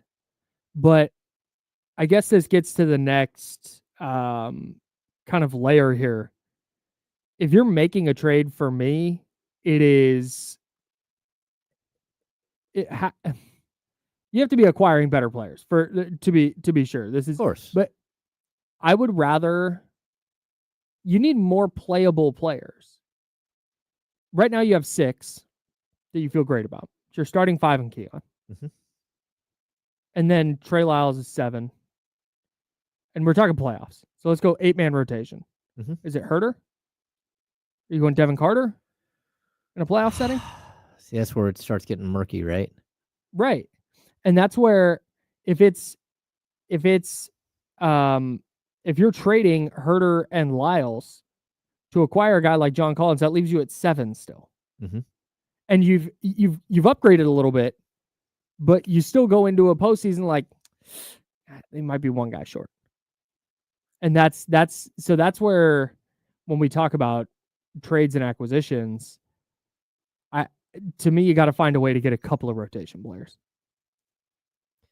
I agree. And that's where like a 3-team trade might get more complex, but sure, that's where I'm living in a world where, again, if you're able to get 2 of the players that you want, and so again, just like really like if people can visualize this, you could make a trade where you send Kevin Herter and like a $2 million player to the Brooklyn Nets. Mm-hmm. And you don't want to give up a lottery protected pick in that situation, right? But you also would really like a player like Jonas Valanciunas. Sure. So now, what if I route Trey Lyles and Alex Len to the Washington Wizards for Jonas, and I route the other, let's say Colby Jones and Kevin Herter to the Brooklyn Nets? Now what I can do is I can try to balance out who's getting what. Yeah. So the Kings only have 1 second-round pick that they can really work with. So that goes to the Wizards because Wizards want 2 seconds when it comes to Valanciunas. Now, Brooklyn has picks as well. Can I get Brooklyn to send a second to make the Jonas Valanciunas trade work? And then by having them give up a second, is it okay now that I give up an unprotected pick? So now you're getting 2 players, but you're balancing out things in a different way. You got me? I love that. Yeah, this is great. Yeah, so these are ways in which, like, if I'm the Kings and it's all a big puzzle. You're just trying to figure out where the pieces go, and can you figure out a trade that works with Washington that maybe they get something that goes to Utah, and you can balance the financials out. And that's where, again, where the Kings and their trade exceptions, they do have all these trade exceptions. That's where those can come in handy, because you can actually give a trade exception for a player, have that player go to a different team, and so it satisfies part of the financials for the deal, but you don't have to give anything up in that deal. So again, like it's complex, and I think they do have a lot of moving pieces. I just wish they had a few more moving pieces as far as trade chips and stuff. I think I'm ready to call that deal in, where the Kings get Valanciunas and Cam Johnson. I almost said Cam Thomas. That would just really make my heart happy. I don't think it'd be conducive to basketball success, but man, when you talk unprotected first, what year would that have to be? If you're sending an unprotected first to the Nets, 2027 or 2028. Send it, bro. Yeah, it would have to be. Send it. Yeah, it's tough though. Is it? Yeah, it's tough because at the end of the day, you could like fall on hard times, and if you fall on hard times, the one thing I would say is that if the Kings have this point where, let's say they have to trade De'Aaron Fox, right, where he asks out, and then you're worried that you're going to take kind of a downturn with Fox gone. In any Fox trade, you're going to get first-round picks. Exactly. So multiple. You shouldn't be all that concerned, except for your picks could be better that you're sending out than the picks that you're getting back. I'm of the mind that let's just do 2027. That's not next year's draft, but the next year. If you have taken such a nosedive that is a top 1 pick, and it's going to cripple your franchise for the next decade that you didn't have it, you have way more problems than not having a first-round pick. No, totally. I totally agree. That's where, like, I get why teams don't want to do that, because, like, us talking on the radio or us talking as fans, or jumping in the chatty house or on Twitter or whatever, it's easy to just be like, give up the pick. Yeah. But you're also not. Teams have to have everything on the table. All options are always considered all the time. And so one of those options, no matter how minute the possibility is, hey, what if De'Aaron asks out, and when he does that, then Domas doesn't want to be here anymore, and then he asks out, and then Keegan doesn't want to sign an extension, and all this other stuff, and now, like, we're rebuilding in 2 years. Yeah. Again, probably not going to happen. But that's how teams have to think. Yep. So I get, but as a guy with a microphone in front of my face on the radio who does not have a financial stake in the Kings, trade the pick. Trade the pick. I don't care if it's unprotected. Hey, there are ways in which you can make really complicated trades here and still stay under the luxury tax and still do everything, without losing like the greatest pick ever. But like it costs something in the NBA world in order to get something. Yeah, it does. Of course, just straight up. And so, yeah.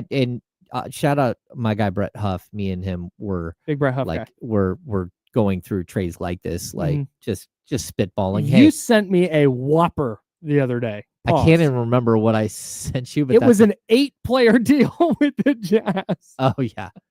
Yeah. Well, there's a way in which you can trade with the Jazz for John Collins without giving up Trey Lyles, which of course you can either play John Collins and Trey Lyles together, or you can take Trey and try to go trade him for Jonas Valanciunas.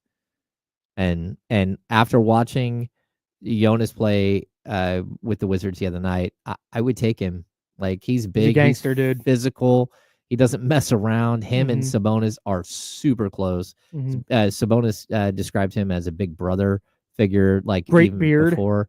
Yeah, great beard. Looks just like the wood chopping guy in Hoodwinked. Yeah, who's the guy who has a schnitzel truck. Sure. From Hoodwinked. Yep. So I think you've showed me that. I've not seen that movie, but you showed me this. Yeah. Which is why I know that. I would fully take Jonas Valanciunas on the Kings roster just because he's big, he's athletic, he can go get you. I mean, he's a road grader. He's going to get played off the court in certain playoff series, but who cares? That's not what you need to get to the playoffs, and you need someone to back you up. Yeah, and if Sabonis gets hurt or needs to take 3 games off to heal up for something, that's the other angle to the trade stuff. We're needing more playable players. You also need to insulate yourself from injury, of course, and that's another place where the trade stuff comes in. Yeah. I just got a text message, and I opened it because the only thing I saw was Kevin O'Connor is hilarious. Oh no. I have a fake Steph Curry trade for you from Kevin O'Connor. Oh. Can I read it to you before we go to the break? Yes. Orlando gets Steph Curry. The Warriors get Anthony Black, Jonathan Isaac, and Cole Anthony. 4 first-round picks and 2 pick swaps. Okay. Yeah. Anthony Black, Jonathan Isaac, and Cole Anthony. That's a big thumbs down for me. Well, that just means you're starting over. Yeah. But the problem that you have with those Orlando Magic picks, they're not going to be very good. Correct, which is why it's a big thumbs down. Not going to be very good. The same Magic reason, are set up to be awesome for a long time. Yeah, it's the same reason you don't want to take first-round picks from the Houston Rockets. They have good first-round picks hiding from other teams. That 2027 Phoenix first-rounder? You want some of those, but you don't want any of their first-round picks because that's going to be a good team. Yeah. Yep. Right there with you. All right. We got to step aside momentarily. Jesse Tapia will jump in. We will have mad props. I want to keep going back over. We had 2 NFL games from the weekend we didn't get to. We'll do that with Jesse as well. This Kings trade conversation is not going anywhere, by the way. Nope. We will continue having it until morale improves. Or until they make a trade. I don't know. He's James. I'm Kyle. Jesse Tapia going to join us next. This is the Insiders on ESPN 1320 at Sacramento Sports Center.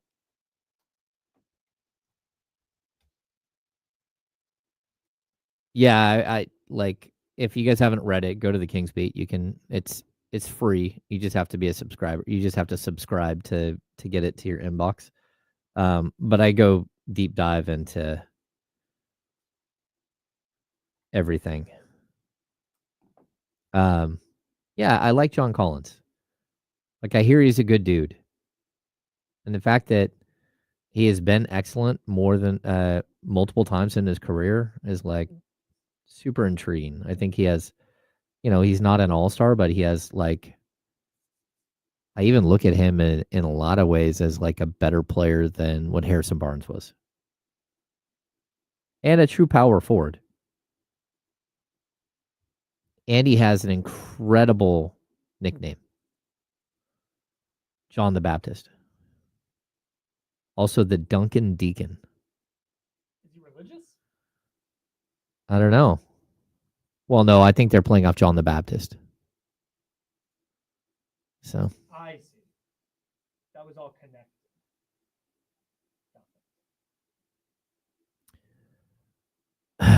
Yeah, Eric, the Kings can go. They can go to Atlanta and have a conversation, but at this point, if you're Atlanta and you saw the way that the Kings started this season, and know that it's possible that they could fall apart this year, I think you would take an unprotected pick. I think they're also like Atlanta could say, hey, they may not be that good next year if they have to trade Fox. And so I'm going to not make that kind of, move with the Kings. You can always renegotiate that. But I don't know. I don't think it's that bad of a situation at this point for the Kings, because if they make the playoffs this year, they give the pick. If they don't, again, guys like Devin Carter had value to the Kings, whether it's as a trade chip or something else.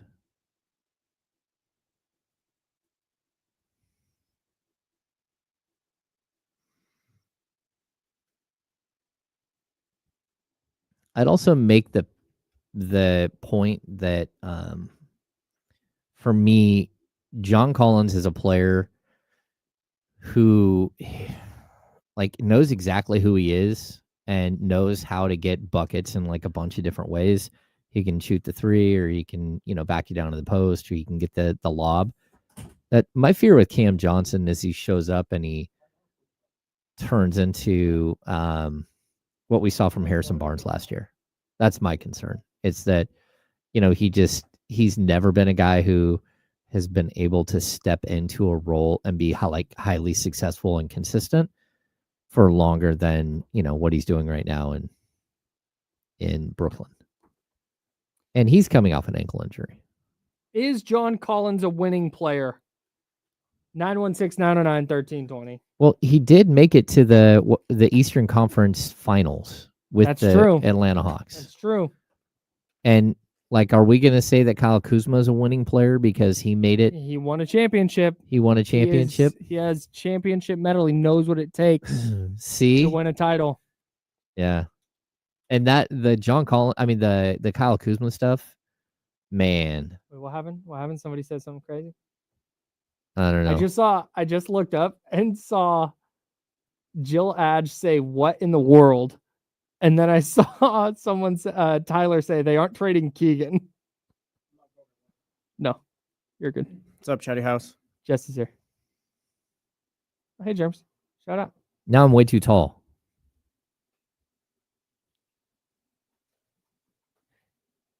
Was he? I don't know. Better. What do you think here, James? What? Devin Carter still on the table or not? Yeah. I think there's a possibility of that. Remember, these are all these moving pieces. You have to figure out ways to satisfy everybody. And what I said earlier, the a giant 3-team trade is not a 3-team trade in which you would think. It's literally a bunch of smaller trades that are then aggregated together. Right. So they have a very different look on paper. It's almost like you'd need to pull out the whiteboard and pull out schematically show how you can trade one player for a trade exception and he's part of the deal. But then in aggregate, you acquired that player, but in aggregate, you're still within the 25% range of matching salaries and everything else. Anytime the analysis of a player is, hey, he just can stay out of the way. That's not a player I want. I don't know. Mm-hmm. Go get him. He doesn't have to do anything. Cool. Love that. It's always a guy you want on your team, though. Huh? It's always the kind of guy you want on your team. No doubt. Just got to stand there, stay out of the way. They just traded Harrison Barnes. Am I right?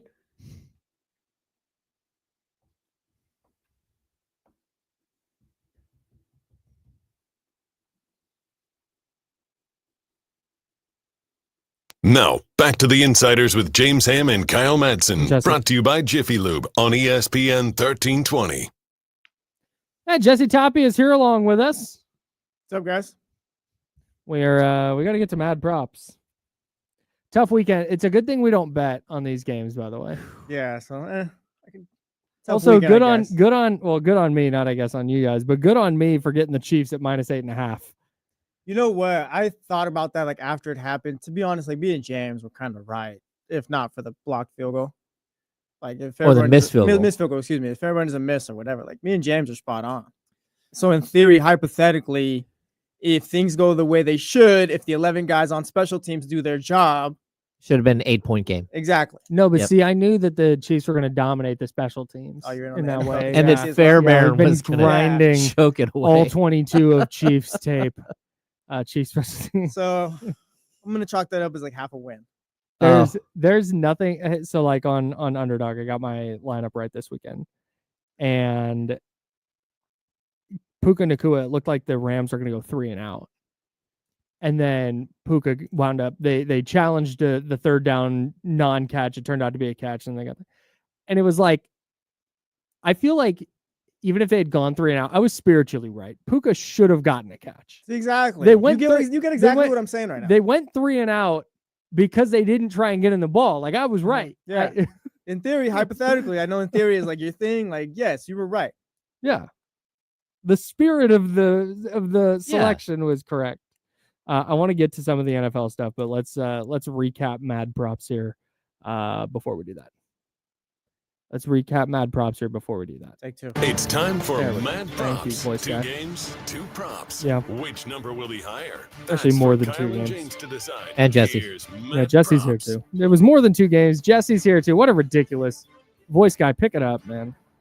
All right, I'm gonna let you guys know we typically do 6 of these things. It's only 5 this week because we had Devin Carter in there and he did not play against Washington. Oh. So we 86'd that one. Puka Nacua, it was against Puka Nacua catches though. He only had 6 catches. Would have been tight. I think it would have been close in a blowout win over the Wizards. Alas, we have 86'd that one from this week's selection. So this will just be out of 5.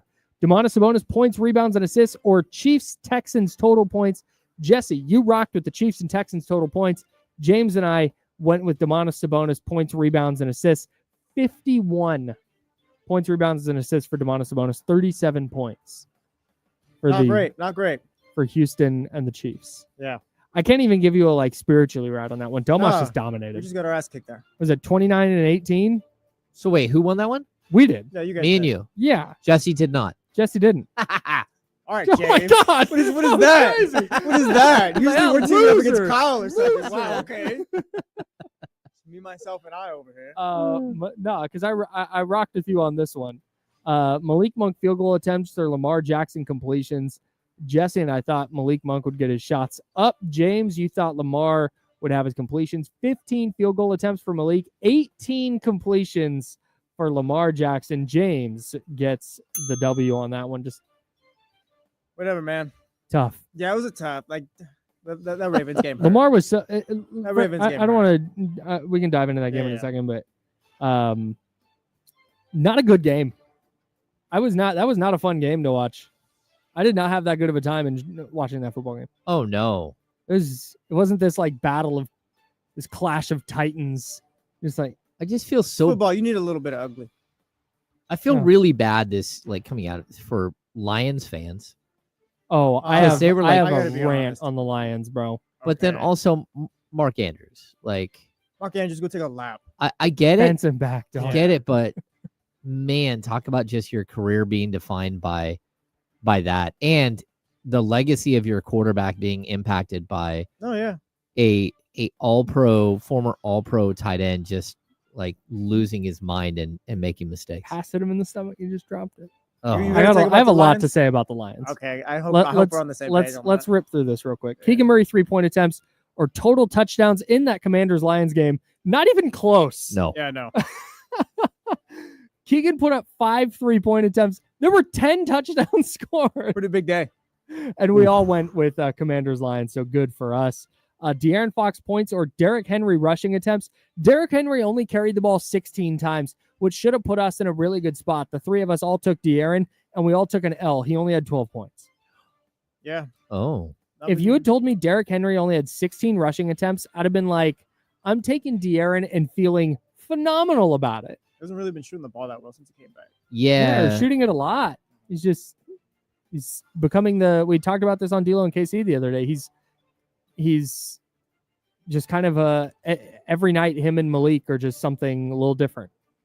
Yeah. And right now he's doing the point guard thing. Someone brought it up too in the chat. Since the big fall, he missed the 2 games.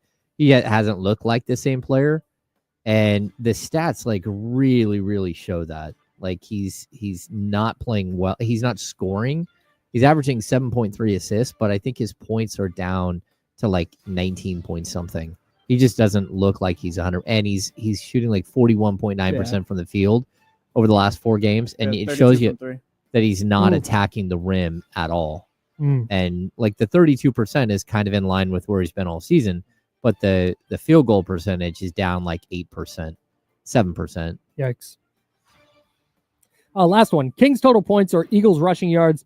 We all went Eagles rushing yards. Saquon Barkley's 2 touchdowns outrushed the Kings 123 points. Hey, when there's a really good running back out there, that's like the best thing to watch. Like I always talk to Kyle, like in the studio, or whatever, about Adrian Peterson. Like Adrian Peterson's like the GOAT, whatever, my favorite player to watch. And just Saquon is just give him the football and get out the way. That's basically all it is. It's amazing. It's perfect. Adrian Peterson's the GOAT is a crazy. Hey, Adrian, it's fine. I just let you live with that. Yeah, no. But that's insane. I'll tell you, legend forever, Adrian Peterson. He is. I would say incredible. Like my era, it's Barry Sanders. Yeah, same. I imagine if I watched Barry, because I've seen highlights of Barry, like he'd probably end up being like the best I ever saw too. Adrian Peterson. Like watching Walter Payton was incredible. Like he just, for a guy who wasn't very big, just ran over people. Yeah. But then Barry Sanders came into the NFL and it was like, what in the world is this? Like everybody watched a bad Lions team just to see him. Yeah. Adrian Peterson was sick because he was the last, like his running back started getting phased out. He overcame injuries in college, injuries in the pros. He overcame Christian Ponder, took him to the playoffs. Yeah, he was a dog, bro. He was incredible. Wow, James goes 4-1 in Mad Props this week. I went 3-2. Jesse, you went 2-3. In our NFL picks, James went 0-3-1. Ooh. You had Houston, Detroit, Baltimore, and the Rams. I went 1-2-1. I had KC. That's the only one I got right, barely. Detroit and Baltimore, and then Philly was a push with the Rams. Jesse, you also went 1-2-1. You were the only person to take Washington. There we go. Shout out to the Commanders. We were bad. Yeah. I was a little shocked.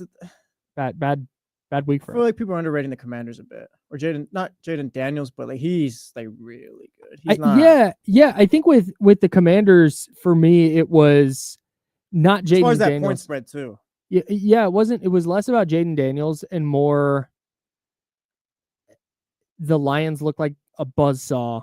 And the Commanders are the Commanders remind me of like, it's a little different, but like we talked about the Rockets the other day.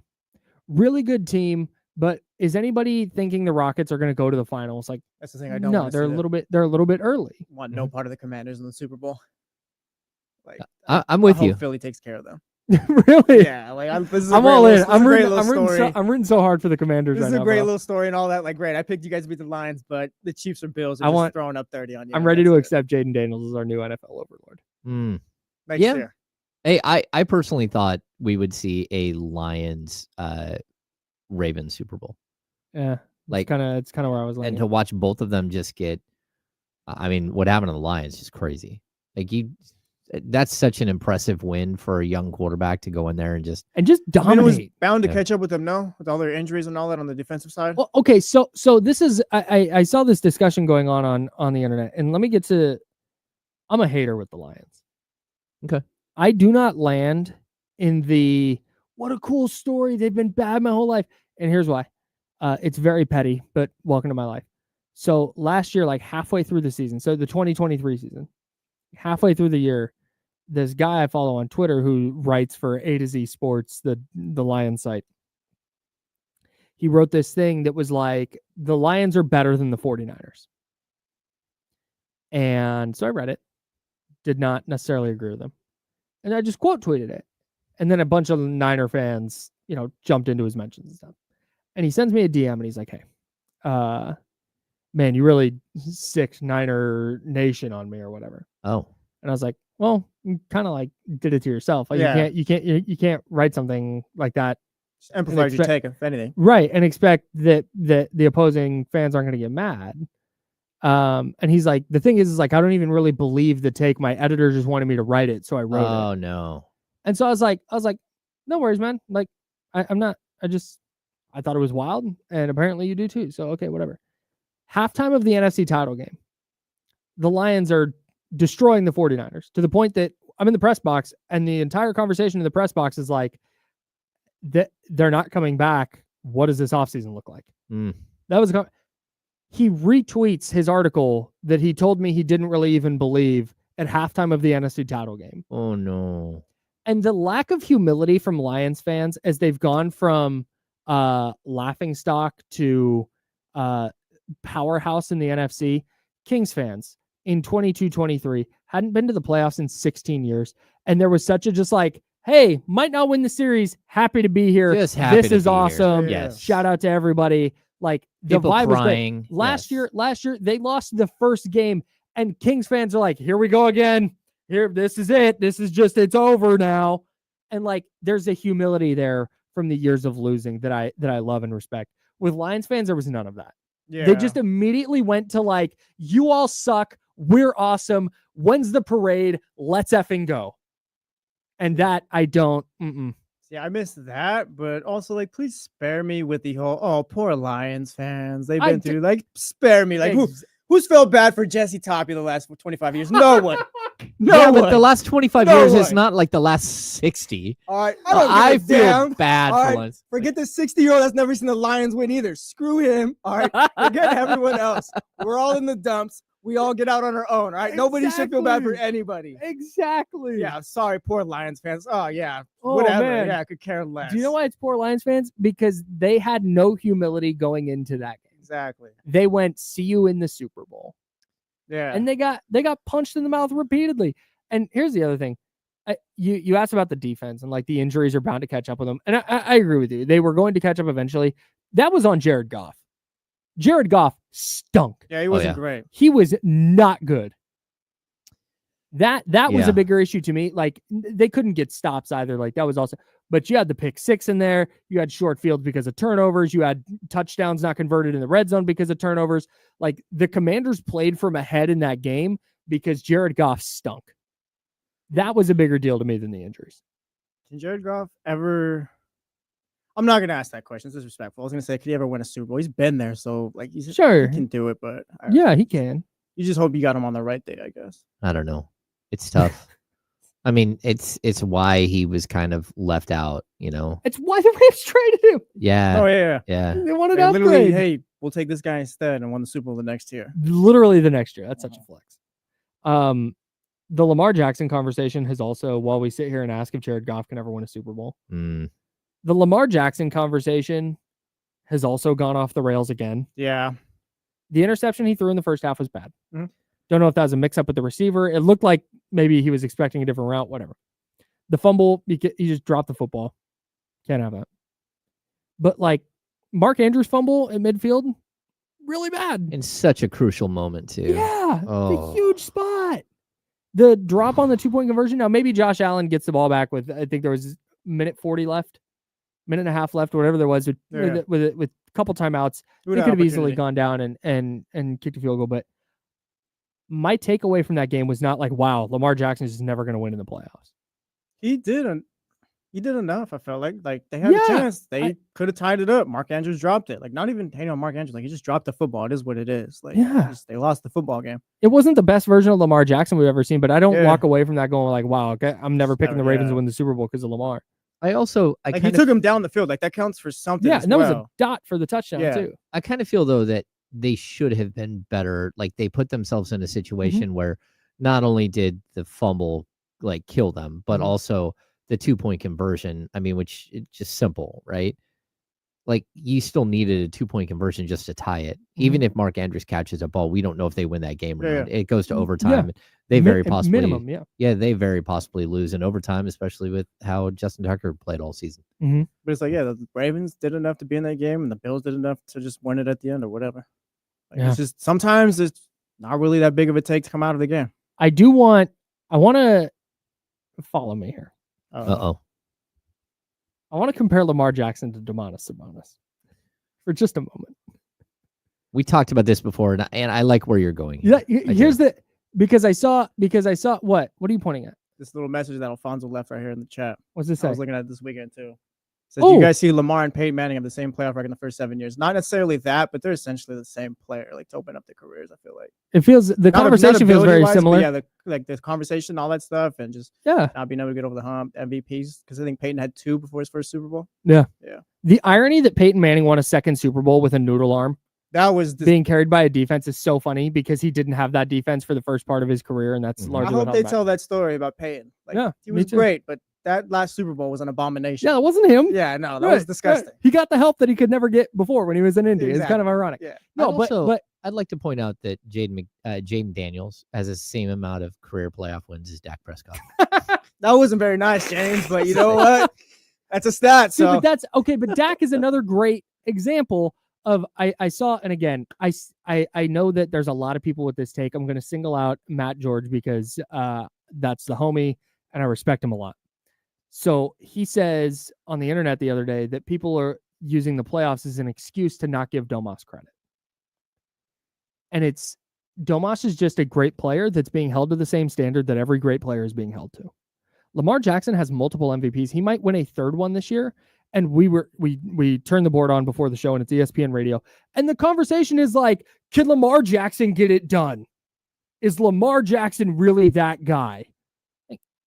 What? Dak Prescott is another great example. Dak Prescott is a player that we know is a very good regular season quarterback, but gets into the postseason. Everyone's like, I don't like Dak. He's not a top 5 guy because look at him in the playoffs. Yeah. Like, it's just the conversation. It's what we do. It's how it goes. It's not an anti-Domas thing. It's not an anti-Kings thing. It's just he's a great player. And when you get to that level of like, all right, this guy's great. There's a standard. Now there's the next step is postseason. Yeah, it's well, can you every athlete? Yeah, I totally agree. I mean, it's how like so many NBA players are defined. Like Charles Barkley, you're defined as not ever winning a championship. Karl Malone, John Stockton, never won a championship. Yep. And it's like you can put an asterisk and say, hey, the only reason they didn't win a championship is because Michael Jordan existed. And the only reason the Rockets won 2 championships there in the middle was because Jordan decided to go play baseball. Mm-hmm. And sure, that's right. But at the same time, Patrick Ewing never won an NBA championship. Nope. Like, it's tough because these guys, like, there's not much that separates those guys from a guy like David Robinson, who did win a championship. But, there's something that to be said about winning in the big, when the bright lights are on and figuring it out. What now?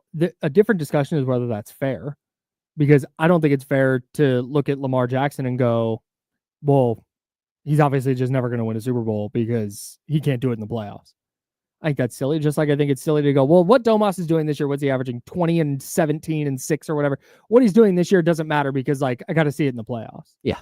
Like, no, it's still an incredible year that he's having. Mm-hmm. But I get, like, if you're going to put somebody in that pantheon, that upper echelon, like, hey, you gotta win a title. The year the Nuggets won the title, going into that playoffs, my take was, I'm not buying that Nikola Jokic can carry a team to a championship. Super wrong. Way wrong. Couldn't have been more wrong.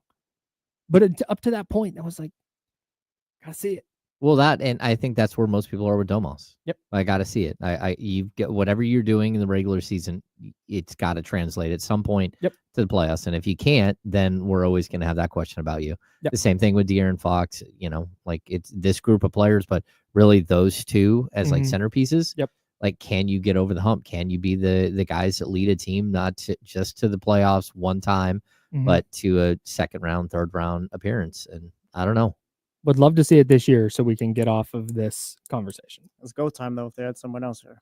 It's already go time for me. But. It is, but I feel like you had Cam Johnson or John Collins. It's like, all right, now it's like, for sure. Hey, before we get out of here, if you want to fade my Underdog lineup, please do. If you want to tail it, also please do. But first, download the Underdog app, sign up with promo code KyleM, and deposit now to get up to $1,000 in bonus cash instantly. That's promo code KyleM on the Underdog app. Here's what I've got tonight. I'm going Tyler Hero higher than 22.5 points against the Trailblazers.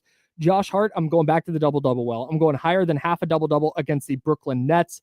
And then Chris Boucher for the Raptors, trying to play his way out of Toronto, play his way to a contender in the trade market. I've got him higher than 4.5 rebounds against the Orlando Magic. That is my lineup with Underdog Daily Fantasy. Download the Underdog app today. Again, the promo code KyleM to deposit now for up to $1,000 in bonus cash instantly. Must be 18 plus and present in a state where Underdog Fantasy operates. Terms apply. Concerned with your play, call 1-800-GAMBLER or visit www.ncpgambling.org.